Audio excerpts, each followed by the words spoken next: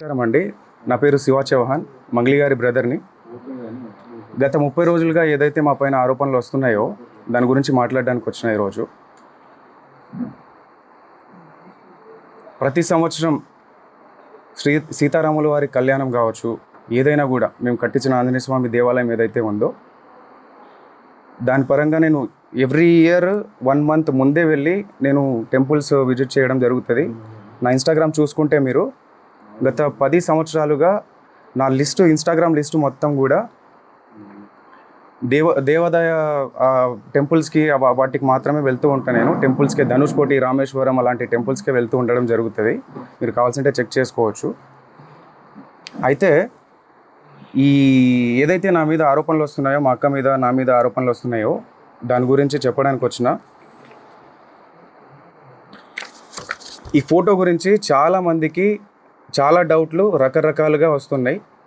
మా మీద నింద మోపడానికి చాలా కుట్ర పన్నుతున్నారు. అది ఎవరున్నారు దీని వెనకాల ఏంటి అనేది ఇంతవరకు మాకు కూడా అర్థం కాని పరిస్థితిలో ఉన్నాం మేము. ఇది కలిసింది ఒక ఎమ్మెల్యే ప్రోగ్రాంలో భాగంగా మమ్మల్ని ఇన్వైట్ చేసిన తర్వాత, ఆ ప్రోగ్రామ్ అటెండ్ అయిన తర్వాత ఎవరైతే మధు వచ్చిండో దానికి సంబంధించిన ఫోటో ఇది వచ్చి తీసుకెళ్ళడం జరిగింది. దీనికి ముందు మా సిస్టర్ ఎవరైతే మంగ్లీ గారు ఉన్నారో ఆమె పరిచయం ఎలా స్టార్ట్ అయిందో చెప్తా ఈరోజు. ఆమె ఏప్రిల్ ఎండింగ్లో ఒక తబలారస ఒక పబ్ ఉందో ఆ పబ్లో ప్రోగ్రామ్ చేస్తుండగా ఈ హేమాకాంత్ రెడ్డి సంబంధించిన వాళ్ళు ఎవరైతే మధు రామావత్ అండ్ మన అభిషేక్ అనే పర్సన్స్ ఇద్దరు వాళ్ళతో పాటు ఉన్న వాళ్ళిద్దరూ వచ్చి అక్కడిని అప్రోచ్ అవ్వడం జరిగింది. సో ఏదైతే తీజ్ ఫెస్టివల్ కోసం అని చెప్పేసి అప్రోచ్ అయ్యారు మాకు. నేను ఆ ప్రోగ్రామ్కి అటెండ్ అవ్వలేదు, మా అక్కకి మాత్రమే అప్రోచ్ అయ్యారు వీళ్ళు. సో తీజ్ ఫెస్టివల్ కోసం అని చెప్పేసి వాళ్ళు రావడంతో మా అక్కని అడగడంతో నా నంబర్ ఇవ్వడం జరిగింది ఆమె. మా బ్రదర్ ఏదైనా కూడా మా బ్రదరే హ్యాండిల్ చేస్తాడు, మా బ్రదరే దీని గురించి మొత్తం మాట్లాడతాడు, ప్రోగ్రామ్స్ గురించి మొత్తం మా బ్రదర్కి కాంటాక్ట్ అవ్వండి అన్న విషయంలో నా నంబర్ ఇవ్వడం జరిగింది. నెక్స్ట్ 1-2 డేస్ తర్వాత కాల్ చేసి, అన్న ఇది పరిస్థితి, అక్క దగ్గర నంబర్ తీసుకున్నామని చెప్పేసి వీళ్ళు నన్ను కాల్ చేసి ఇట్లా అడిగారు. తీజ్ ఫెస్టివల్ ఉందన్న, మంత్స్ ఉంది కదా, దానికి ఇంకా టైం ఉంది, ఆ టైం తర్వాత అప్పుడు చూద్దాంలేండి, కొన్ని ఇంపార్టెంట్ కాల్స్ వస్తుంటాయి, మీటింగ్స్ ఉంటాయి, సో వాటికి వెళ్ళాల్సి వస్తుందని చెప్పేసి నేను చెప్పడం జరిగింది. సో దాని తర్వాత ఈ ప్రోగ్రాం రావడంతో ఆ ఎమ్మెల్యే ప్రోగ్రాం అయిపోయిన తర్వాత, అన్న ఈ ఎమ్మెల్యే ప్రోగ్రాము మా ఈవెంట్ మా విలేజ్ పక్కనే ఉంటుంది, సో ఆ విలేజ్ పక్కనే మా విలేజ్ ఉంది కాబట్టి ఏదైతే ఆ ప్రోగ్రాం తర్వాత ఈయన వచ్చి మా దగ్గరకు వచ్చి, మా విలేజ్ పక్కనే ఉంటుందన్న, వచ్చి మా దగ్గర భోంచేసి వెళ్ళండి ప్లీజ్, దయచేసి రావాల్సిందే కోరుతున్నామని చెప్పేసి, అక్క అంటే మాకు చాలా అభిమానము, ఇష్టము, మా విలేజ్కి వస్తే బాగుంటుందని చెప్పేసి సో పిలిచి మమ్మల్ని ఇన్వైట్ చేసి వెళ్ళడం జరిగింది. ఎందుకు వెళ్ళామంటే ఆ టైంలో చాలా ఓవర్ టైం అయిపోయింది, 12 o'clock అయిపోయింది. ఆ 12 o'clock తర్వాత ఈయన వచ్చి నేను డిన్నర్ అరేంజ్ చేసిన రండి అని చెప్పేసి పిలవడంతో, మా కమ్యూనిటీ కదా అని చెప్పేసి ఆ ఉద్దేశంతో ప్రోగ్రామ్స్ ఉన్నాయని చెప్పి మమ్మల్ని పిలవడంతో మేము వెళ్ళడం జరిగింది. వెళ్తే అక్కడ, అక్క నీ ఫోటో, నేను కన్స్ట్రక్షన్లో ఉంది ఇల్లు, ఆ ఫోటో నేను తీసుకుంటాక గుర్తుగా ఈ ఇంటి ఓపెనింగ్కి నేను పిలుస్తా మిమ్మల్ని, ఈ ఇంటి ఓపెనింగ్కి మేము పిలుస్తా, అప్పటికి నేను ఫ్రేమ్ కట్టించుకుంటా అక్క మా ఇంట్లో, నాకు గుర్తుగా ఉంటుంది అని చెప్పేసి మేము డిన్నర్ చేసిన తర్వాత కింద దిగిన ఫోటో ఇది. మా టీం ఏదైతే ఉందో ఆ టీంతో సహా ఒక 15 members వరకు వెళ్ళినాం మేము. ఓకే, సో దీని తర్వాత ఇది అక్కడిది ఫోటో. ఈ ఈవెంట్ ఏదైతే జరిగిందో, ఈ వెంచర్ ఓపెనింగ్, ఇది వెంచర్ మేము రియల్ ఎస్టేట్ వెంచర్ ఇది చేస్తామని చెప్పేసి చేసిరు. దీని గురించి మాట్లాడాలి ఈరోజు. నేను ఈ వెంచర్ ఆఫీస్కి ఓపెనింగ్కి ఎందుకు వెళ్ళడం జరిగిందంటే, నాకు కాల్ చేయడం జరిగింది, అన్న అక్కకి మేము ఇన్వైట్ చేద్దాం అనుకుంటున్నాము, మేము ఈ రియల్ ఎస్టేట్ ఆఫీస్ ఓపెనింగ్కి అక్కకి ఇన్వైట్ చేద్దాం అనుకుంటున్నాము, సో అక్క రావాలన్నా అని చెప్పేసి నన్ను పిలిచిరు, అంటే నాకు అప్రోచ్ అయ్యారు. లేదన్నా ఈ వెంచర్ ఓపెన్లకి అక్క రాదు, ఎక్కడ కూడా మీరు చూసిండొచ్చు, ఎక్కడ కూడా అక్క ఈ వెంచర్ ఓపెనింగ్లకి దీనికి వెళ్ళదు అని చెప్పేసి అంటే, లేదన్నా కంపల్సరీ రావాలి, ఎట్లన్నా రావాలన్నా అంటే, లేదు అని చెప్పేసి అక్కను కూడా అప్రోచ్ అయ్యారు. అక్క మీరు కంపల్సరీ రావాలక్క దీనికి అని చెప్పేసి. సో అక్క నేను ఇలాంటి వాటికి రానరా, ఏమన్నా ఉన్నా కూడా సరేలే తర్వాత మాట్లాడదాంలే అని చెప్పేసి లైట్ తీసుకుంది. మళ్ళీ ఫాలోఅప్ చేసుకొని అక్క రావాలక్క అని చెప్పేసి జూన్ 9న ఇది జూన్ 9న చేసుకున్న ఒక ఈ ఆఫీస్ ఓపెనింగ్కి నన్ను ఇన్వైట్ చేయడం జరిగింది. అంటే నువ్వన్నా రా అన్న, మాకు కొంచెం హెల్ప్ఫుల్ ఉంటుంది, నా బిజినెస్కి కొంచెం గ్రోత్ ఉంటుంది, నువ్వు వస్తే నేను కొంచెం చెప్పుకుంటా అన్నట్టు నన్ను పిలవడం జరిగింది. ఆ రోజు నాకు ఫీవర్లో కూడా నేను కార్ పంపిస్తా అన్నా నీకు అని చెప్పేసి అంటే, నేను రాలేను నాకు ఫీవర్గా ఉందంటే నేను కార్ పంపిస్తా అన్నాడు. కార్ పంపించి నన్ను తీసుకెళ్ళి అక్కడ ఆఫీస్లో ఈ ఫోటోలు దిగడం జరిగింది. అక్కడ ఎవరెవరు ఉన్నారు, ఎక్కడి నుంచి వచ్చారు, వాళ్ళంతా ఏంటి అని చెప్పేసి నాకు తెలియదు. ఓన్లీ అది ఒక జిఎన్ఐ ఆఫీస్, ఏదో జిఎన్ ఆఫీస్ అని చెప్పేసి ఓపెనింగ్కి మాత్రమే పిలిచిరు నన్ను. జూన్ 9న అక్కడ ఫొటోస్ దిగినాం, అంతా అయిపోయింది. దాని తర్వాత ఈవినింగ్ టైంలో నేను రిటర్న్ రావాలి అనుకొని, నాకు తొందరగా వెళ్ళాలి, నేను జూన్ 10న అక్క బర్త్డే ఉంది కాబట్టి రేపు నాకు బర్త్డే ఉంది అక్కది, ఆ పనులన్నీ నేను చూసుకోవాలా, పైగా నాకు ఫీవర్ ఉంది, నాకు చాలా ఇదిగా ఉంది, వెళ్ళాలి అంటే సరే అని చెప్పేసి ముగ్గురు వ్యక్తులతో నన్ను డ్రాప్ చేయడం జరిగింది. వీళ్ళు కూడా వచ్చారు ఆ రోజు జూన్ 9న నైట్ టైంలో. చాలా లేట్ అవ్వడం జరిగింది ఆ రోజు ఈవినింగ్, లాంగ్ కాబట్టి మేము ఉండే ఏరియా నుంచి వీళ్ళ ఏరియాకి, మల్లేపల్లి గ్రామానికి, సో ఈ ఆఫీస్కి. సో వీళ్ళు ఎవరైతే నా మీద ఈ పర్సన్ ఎవరైతే నా మీద మొన్న చెప్పడం జరిగింది, వీళ్ళు ఎవరో కూడా నాకు తెలియదు. జస్ట్ డ్రైవర్లుగా వచ్చిర్రు, వెనకాల నన్ను వదలడానికి వచ్చిర్రు. వీళ్ళు వచ్చి నా దగ్గర ఫోటో తీసుకున్న ఫోటో ఇది, మా ఇల్లు బ్యాక్గ్రౌండ్లో, ఇది మా ఇల్లు బ్యాక్గ్రౌండ్. ఇక్కడ ఆఫీస్, ఏదో బ్యాక్గ్రౌండ్లో ఒక ఆఫీస్ ఉంటుంది. సో ఇంటి దగ్గర దిగిన ఫోటోని ఈరోజు ఇన్ని లక్షలు ఇచ్చాము, అన్ని లక్షలు ఇచ్చాము అని చెప్పేసి అబద్ధాల ప్రచారం చేస్తున్నారు ఈరోజు. సో దయచేసి గమనించాలి మీరు, ఇది అక్కడ జరిగిన విషయం. దాని తర్వాత మేలో ఏదైతే ఎమ్మెల్యే ఫంక్షన్ తర్వాత మేలో మేము ఆ ఇంటికి వెళ్ళి వచ్చిన తర్వాత ఒక 10-15 డేస్ తర్వాత నాకు కాల్ చేసి, అన్న ఆఫీస్ ఓపెనింగ్ అని చెప్పేసి ఏదైతే చెప్పిండో ఆయన, ఆఫీస్ ఓపెనింగ్కి వెళ్ళడం జరిగింది నేను. ఓకే, ఆఫీస్ ఓపెనింగ్కి వెళ్ళక ముందే నాకు ఆఫీస్ వెంచర్ ఇట్లా మేము ఇది చేస్తున్నామన్నా, మాకు రియల్ ఎస్టేట్ ఆఫీస్ ఇట్లా పెట్టాలనుకుంటున్నాము, సిటీలో పెట్టాలనుకుంటున్నాము, సిటీలో ప్లస్ మేము మల్లేపల్లి దీంట్లో కూడా పెట్టాము, దానికి కంపల్సరీ అక్కని ఇన్వైట్ చేస్తామని చెప్పేసి ఏదైతే ఈ ఆఫీస్కి నన్ను ఇన్వైట్ చేసిరో దానికి ముందే విషయం ఎక్కడ, వీళ్ళ పరిచయం మాకు గట్టిగా ఏర్పడింది ఎక్కడ అంటే, ఈ ఆఫీస్కి ముందు నాతో మాట్లాడేటప్పుడు, అన్న ఆఫీస్ వెంచర్ ఓపెనింగ్ అని చెప్పేసి మేము ఆ సంబంధించిన ఈ ఏదైతే ఆఫీస్ ఉందో రియల్ ఎస్టేట్ ఆఫీసు, ఇదే ఆఫీసు హైదరాబాద్లో కూడా ఓపెన్ చేద్దాం అనుకుంటున్నామని చెప్పేసి ముందే చెప్పారు నాకు. దీనికి రావాలి మీ అక్క, లేదంటే అక్కడ హైదరాబాద్లో అన్న రావాలి అని చెప్పేసి అన్నారు. సో అలా అనడంతో నేను మా ఆఫీస్ ఏదైతే ఆఫీస్ పర్పస్ పెట్టుకుంటామన్న దాని మీద వాసవి అని చెప్పేసి మా ఫ్లాట్ ఉంటుంది, ఆ ఫ్లాట్ని అమ్మడానికి అని చెప్పేసి మేము ఎప్పటి నుంచో సేల్లో పెట్టినాం, అది 1 year బిఫోర్. సో వీళ్ళు ఏంటి ఆఫీస్ పర్పస్ మాకు కావాలి అని చెప్పేసి వెతుకుతున్నారు కదా అన్న ఉద్దేశంతో మేము ఒకసారి ఫ్లాట్ చూడండి, మీకు నచ్చితే తీసుకోండి అని చెప్పడం జరిగింది. ఓకే, సో దాని తర్వాత చూస్తామన్నా అని చెప్పేసి వచ్చి విజిట్ చేసిన తర్వాత మే 25th 26th మే 25th వీళ్ళు ఎమ్మెల్యే పార్టీ తర్వాత వీళ్ళు వచ్చి నన్ను అప్రోచ్ అయ్యి ఇది అన్న పరిస్థితి అని చెప్పేసి మాట్లాడడం జరిగింది. ఫ్లాట్ చూపించిన తర్వాత చూసుకున్న తర్వాత మాకు నచ్చిందన్న తీసుకుంటామని చెప్పేసి ఆ రోజు మే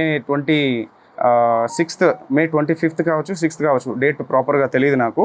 సో ఆ టైంలో వీళ్ళు వచ్చి మీ ఫ్లాట్ తీసుకుంటామని చెప్పేసి సమ్ అమౌంట్ అడ్వాన్స్గా మాకు పంపించడం జరిగింది. అక్కడ జరిగిన ఏదైతే అటాచ్మెంట్ మా ఫ్లాట్ సేల్ చేయాలని చెప్పేసి మేము అనుకున్న దాని తర్వాతనే ఈ అటాచ్మెంట్ నాకు మధుకి ఏర్పడింది. అక్కకి ఎలాంటి సంబంధం లేదు, అక్క ఫోటో ఒకటి మాత్రమే ఉంటుంది, అది కూడా ఇక్కడ బర్త్డే ఫంక్షన్లో కూడా కలవలేదు, తర్వాత ఏదో. ఓకే, సో ఆ వాసవి ఏదైతే ఉందో ఆ వాసవిలో ఉన్న అగ్రిమెంట్ పరంగా మాత్రమే మాకు పరిచయం, అంతవరకు మాత్రమే వెళ్ళు. జూన్ 9న వాళ్ళ ఆఫీస్కి వెళ్ళి రిటర్న్ అయిన తర్వాత జూన్ 10th నేను కూడా వస్తా అన్నా అంటే సర్లే అన్న చూద్దాంలే అని చెప్పేసి చెప్పడం జరిగింది. జూన్ 10th ఏదైతే బర్త్డే పార్టీలో వాళ్ళు కనిపించారో ఆ విజువల్స్ అది కూడా 12 o'clock వచ్చారు వాళ్ళు. 12 o'clock వచ్చిన తర్వాత ఎస్ఓటి ఎవరైతే వచ్చారో దాని తర్వాత వాళ్ళు వెళ్ళిపోయారు, కలవలేదు, ఫోటోలు కూడా తీసుకోలేదు ఆ రోజు అయితే. దాని తర్వాత హేమకాంత్ రెడ్డి గురించి చెప్పాలి నేను. శివకు కూడా తెలియదు అక్కడ పోయింది, సస్పెన్స్లో పోతున్నారని చెప్పేసి అనమాట. తర్వాత అసలు డబ్బులు ఎందుకు ఇచ్చారు ఫస్ట్? సార్ ఇప్పుడు ఆయన ఆ కేసులలో ఆ ఎఫ్ఐఆర్ ఫైల్ అయిన దాంట్లో మా పేర్లు ఒక్కటి, నా పేరు కావచ్చు, మా అక్క పేరు కావచ్చు, ఎక్కడ కూడా మా పేర్లు లేవు.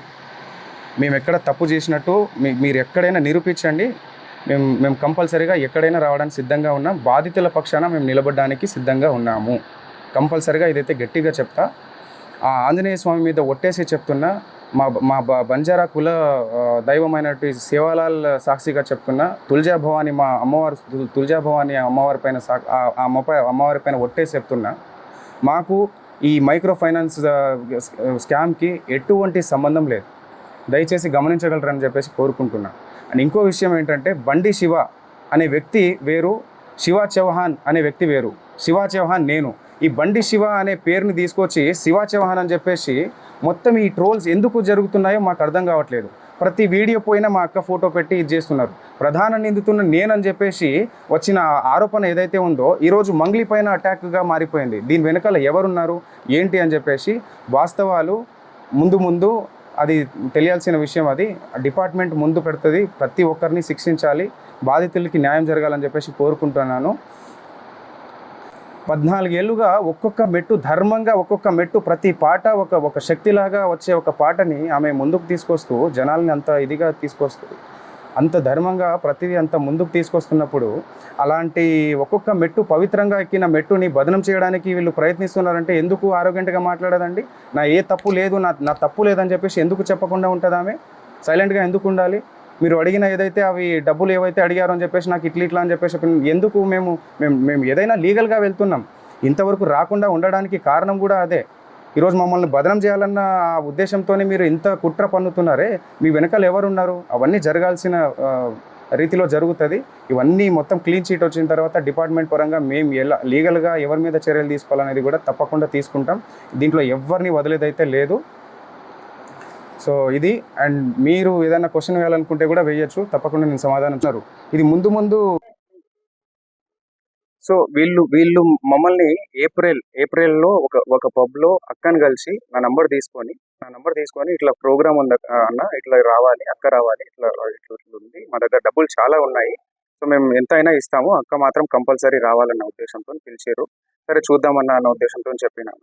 తర్వాత వెంటనే ఒక 1 month తర్వాత ఈ మన ఎమ్మెల్యే ప్రోగ్రామ్ జరిగింది. ఆ ఎమ్మెల్యే ప్రోగ్రాంలో వీళ్ళు అన్న పక్కనే ఉంది మా విలేజ్, అక్కడ మిర్యాలగూడ నుంచి పక్కనే మాకు, సో మీరు రావాల్సిందే అన్న కంపల్సరీగా, డిన్నర్ అరేంజ్ చేసిన నేను, అక్కని తీసుకురా అన్న అది ఇది అని చెప్పేసి వాళ్ళు రిక్వెస్ట్ చేసి, దాని తర్వాత కూడా అక్కతో అక్క ప్లీజ్ అక్క ఒక్కసారి రాక, నాకు కొంచెం హెల్ప్ఫుల్గా ఉంటుంది అక్క, నువ్వు వస్తే నాకు బిజినెస్ కొంచెం నాకు రన్ అవుతుంది అక్క అన్న ఉద్దేశంతో పిలిచారు.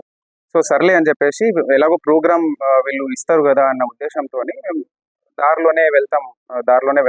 అక్క ఆ దారి నుంచి ఇట్లా ఆ దారిలో వెళ్ళే దారిలోనే మా ఇల్లు ఉంటుంది. సో ఆ ఇల్లు ఏదైతే ఉందో అది కన్స్ట్రక్షన్లో ఉంది కాబట్టి అది వెళ్ళడం జరిగింది. మేము డిన్నర్ అని చెప్పేసి చెప్పిండు కదా అని మా టీంతో వెళ్ళాం. మా టీంతో వెళ్ళి మేము డిన్నర్ చేసాం. అక్కడ అందరు చేసి కింద వచ్చిన తర్వాత అక్క గుర్తుగా ఉంటుందన్న ఉద్దేశంతో ఒక ఫోటో దిగిరు వాళ్ళు. తర్వాత మేము కలిసిండేది ఇట్లా ఆఫీస్ పర్పస్ అని చెప్పేసి ఓపెనింగ్ చేసుకోవాలని చెప్పేసి, ఇక్కడ హైదరాబాద్లో కూడా ఒక ఆఫీస్ కావాలి మాకు అని చెప్పేసి చెప్పడంతో, సరే ఫ్లాట్ ఉంది మీరు చూడండి ఒకసారి, మీకు నచ్చితే తీసుకోండి అని చెప్పడం జరిగింది. నేను చూసిరు వాళ్ళు, చూసిన తర్వాత నచ్చిందని చెప్పేసి అగ్రిమెంట్ చేసుకున్నాము. అంతా ఓకే, అంతవరకు ట్రాన్స్ఫర్ చేసిరు. దాని తర్వాత అది అప్పటి నుంచి ఏర్పడిన పరిచయం ఇది. ఆ ఉద్దేశంతోనే నేను కూడా వాళ్ళ ఆఫీస్కి వెళ్ళడం జరిగింది. అక్కని పిలిస్తే లేదు అని చెప్పేసి నేను వెళ్ళడం జరిగింది. నేను రాలేను, కావాలంటే తమ్ముని తీసుకెళ్ళాలంటే నేను వెళ్ళిన. సో వెళ్ళిన తర్వాత ఈ ఆఫీస్లో ఎవరెవరైతే ఉన్నారో మనకు తెలియని వాళ్ళంతా, సో మధు అనేటోడు పిలిచిండు కాబట్టి అక్కడ వరకు నేను నార్మల్గా వెళ్ళి ఫోటో దిగేసి వచ్చేసిన. ఆయనే కారు పంపించిండు, ఆయన్ని రిటర్న్ నన్ను డ్రాప్ చేసిండు. నాతో పాటు ఇద్దరు వచ్చిర్రు, ఏవైతే నా మీద ఆరోపణలు చేస్తున్నారో, ఇట్లా ఇచ్చిన డబ్బులు ఇచ్చిన, సమ్ అమౌంట్ ఇచ్చిన, క్యాష్ ఇచ్చిన అని చెప్పేసి, అవన్నీ అవాస్తవాలు. ఏమన్నా ఉంటే బయట పెట్టండి, తప్పకుండా నేను దానికి ఎక్స్ప్లెనేషన్ ఇస్తాను. డిపార్ట్మెంట్ ఉంది, చట్టాలు ఉన్నాయి, తప్పకుండా దానికి ఒక ప్రాసెస్ అనేది ఉంటుంది. ఆ ప్రాసెస్లో అనేది వెళ్దామని చెప్పేసి మేము లీగల్గా వెళ్ళాలని ఇంతవరకు ముందుకు రాలేదు. సో దయచేసి మీరు గమనించగలరని చెప్పేసి అనుకుంటున్నాను. దాని తర్వాత ఏదైతే ఫ్లాట్ సేల్కి అని చెప్పేసి వచ్చిన తర్వాత జస్ట్ 2-3 months మాత్రమే వీళ్ళు మన దగ్గర ఉండడం జరిగింది. ఆ 2-3 monthsలో కావాల్సిన ఆ ప్రూఫ్స్ అన్నీ మన దగ్గర ఉన్నాయి. రెంట్ ఉంటా అని చెప్పేసి ఆ కీస్ ఏదైతే ఉందో రెంట్ ఉంటాం, కావాలంటే రెంట్ డబ్బులు ఇస్తానక్క, కొన్ని మీటింగ్స్ పర్పస్ అని చెప్పేసి మాకు ఉంటుంది, మీటింగ్స్ ఉన్నాయి. ఆ మీటింగ్స్కి కొంతమంది వస్తూ ఉంటారు. సో నాకు కీస్ కావాలని చెప్పేసి కీస్ తీసుకోవడం జరిగింది. రెంట్ కూడా ఆయన నాకు రెంట్ పే చేస్తాను అని చెప్పేసి కూడా చెప్పడం జరిగింది. దానికి సంబంధించి అన్ని మాకు ప్రూఫ్స్ ఉన్నాయి. సో తప్పకుండా మేము మా పైన వెరిఫికేషన్ వచ్చినప్పుడు మేము తప్పకుండా దాన్ని ఎక్స్ప్లెనేషన్ ఇచ్చుకుంటాము. సో ఇంకో విషయం ఏంటంటే వీళ్ళు ఎవరైతే ఉన్నారో హేమాకాంత్ రెడ్డి వాళ్ళు ఎవరైతే నా ప్రమేయం లేకుండా మా ఊరికి వచ్చి నన్ను తీసుకెళ్ళి అదంతా ఫ్యాక్టరీ కావచ్చు, ఆ టెంపుల్కి నేను వెళ్ళే టెంపుల్ దారిలో నేను వెళ్తున్నా కదా, ఎలాగో మేము తీసుకెళ్తామని చెప్పేసి ఫ్యాక్టరీ కోసం వచ్చి ఫ్యాక్టరీని చూపించి నేను టెంపుల్ చూసేసినాము. దాని తర్వాత మైనింగ్ ఏదైతే ఉందో ఆ బెతంచెర్లలో మైనింగ్ కూడా చూపించారు వీళ్ళు. సో దాంతో ఫోటో తీసుకున్నారు వాళ్ళు. మా పేర్లు కూడా ఎక్కడ వాడి డబ్బులు తీసుకున్నది కూడా మీరు హేమాకాంత్ రెడ్డి చెప్పినట్టుగా ఎక్కడ కూడా తీసుకున్నట్టు లేదు. అంటే వాళ్ళకి ముందే మేము డబ్బులు ఇచ్చేసినామంటారు. సో వాళ్ళ ముందే డబ్బులు ఇచ్చేసినామన్నప్పుడు మా పేర్లు చెప్పి ఎక్కడ వసూలు చేశారు? ఇవన్నీ అవాస్తవాలు. మా మీద ఏదో కుట్ర జరుగుతుంది, చాలా పెద్ద మొత్తంలో కుట్ర జరుగుతుంది. మా మొత్తం ఏదైతే ఉందో ఈ కుట్ర వెనకాల ఇది వాస్తవాలన్నీ బయట పెట్టాలని చెప్పేసి పోలీస్ శాఖ కోరుతున్నాను. అలాగే ఇది న్యాయం జరగాలి. మేము కూడా ఇందులో బాధితుల కంటే మేము కూడా ఒక బాధితులమే. వాళ్ళు డబ్బులు నష్టపోయారు, మేము పరువు నష్టపోయినాం. ఇది ఎప్పటి నుంచో ఒక 14 సంవత్సరాల నుంచి ఒక్కొక్క మెట్టు వచ్చి ఎంతో కష్టపడి తీసుకొచ్చిన పేరు ఇది. ఆ పేరుని బదనం చేయాలని చెప్పేసి ఈరోజు ఆరోగ్యంగా మాట్లాడుకుంటే తప్పు చేయనప్పుడు ధర్మంగా నీతి నిజాయితీగా ఉన్నప్పుడు ఎందుకు ఆరోగ్యంగా మాట్లాడదు? నా తప్పు ఏది లేదండి అని చెప్పినా కూడా ఆయన సుబ్బారావు అడ్వకేట్ అనే వ్యక్తి ఇలాగా ముందుకెళ్ళి మీడియాలో ప్రచారం చేయడం ఎంతవరకు కరెక్ట్? ఇది ఎంతవరకు కరెక్ట్? ఆమె బదనం చేస్తున్నప్పుడే కదా ఇదంతా, ఆమె చెయ్యకండి, ఇదంతా తప్పు, ఇది కావాలంటే వెరిఫికేషన్ చేసుకోండి, మీరు పోలీస్ శాఖలు ఉన్నాయి, చట్టం ఉంది, మీరు అడ్వకేటే కదా, మీరు వెళ్ళి విచారించుకోండి, విచారించుకున్న తర్వాత మీరు మీడియాలోకి వెళ్ళండి అని చెప్పినా కూడా లేదు, అది నువ్వు ఫోటోలు ఉన్నాయి, మీ తమ్ముడు ఉన్నాడు ఇక్కడ అని చెప్పేసి చెప్పడం ఎంతవరకు కరెక్ట్? పోలీస్ శాఖ మొత్తం డిపార్ట్మెంట్ కావచ్చు, ఇంకోరు విచారణ చేయకముందే ఇన్ని ఆరోపణలు మా పైన కుట్ర పన్నినట్టు కాదా? ఇదంతా మా వెనకాల కుట్ర చేస్తున్నట్టు కాదా? మీకు అనిపించట్లేదు? ఒక్కసారి ఆలోచించాల్సిందిగా కోరుతున్నాం. అవన్నీ అవాస్తవాలు. ఏవైనా కూడా ముందు పెట్టమని చెప్పండి. కేవలం ఫోటోలు చూపించి ఒక సెలబ్రిటీ స్థాయిలో ఉన్న వాళ్ళు చాలా మందితో దిగుతారు, 100 మందితో దిగుతారు. ఆ ఫోటోలు తీసుకొచ్చి ఇవి చేయడం ఎంతవరకు కరెక్ట్?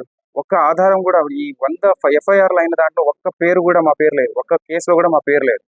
ఈరోజు సుబ్బారావు అడ్వకేట్ అనే వ్యక్తి ఏ కేసు లేకుండా, ఏ ఆధారాలు లేకుండా కేవలం ఆరోగ్యంగా మాట్లాడింది, కేవలం నన్ను ఇబ్బంది పెట్టింది, నన్ను ఇట్లా మాట్లాడింది, ఆమె ఇలా మాట్లాడింది, ఆమె వ్యక్తిత్వం కరెక్ట్ కాదు అని చెప్పడానికి ఆయన ఎవరు? ఆయన ఏదైనా లీగల్గా వెళ్ళాలి, కానీ ఒక అడ్వకేట్ లీగల్గా వెళ్ళాలి, చట్టం ద్వారా వెళ్ళాలి. ఏదైనా కోర్టులు ఉన్నాయి, పోలీస్ శాఖలు ఉన్నాయి, వ్యవస్థలు ఉన్నాయి. ఎందుకు ఇవన్నీ ఈ ప్రాసెస్లో మీడియాలో ఇప్పటికీ స్టిల్ ఈ రోజు కూడా ఆయన వెళ్ళి మీడియాలో ప్రచారం చేయడం జరుగుతుంది. సో ఇవన్నీ మా మీద కుట్ర జరుగుతున్న ప్రాసెస్ అది. సో ఇది జనాలు గుర్తించాల్సిందిగా కోరుతున్నాము. దయచేసి మీడియా మిత్రులు కూడా నేను చెప్పడం ఒకటే, అందరికీ మీరే వాస్తవాలు మీరే బయట పెట్టాలి. సో ఇది కంపల్సరీగా ఇది అయిపోయిన తర్వాత, క్లీన్ షీట్ వచ్చిన తర్వాత, మా తప్పు ఏది లేదు అని చెప్పేసి తెలిసిన తర్వాత దీని మీద తప్పకుండా యాక్షన్ తీసుకుంటాం. ఎవరెవరైతే మా పేరుని నష్టం కలిగించారో తప్పకుండా మేము దానిపైన చర్యలు తీసుకుంటాం.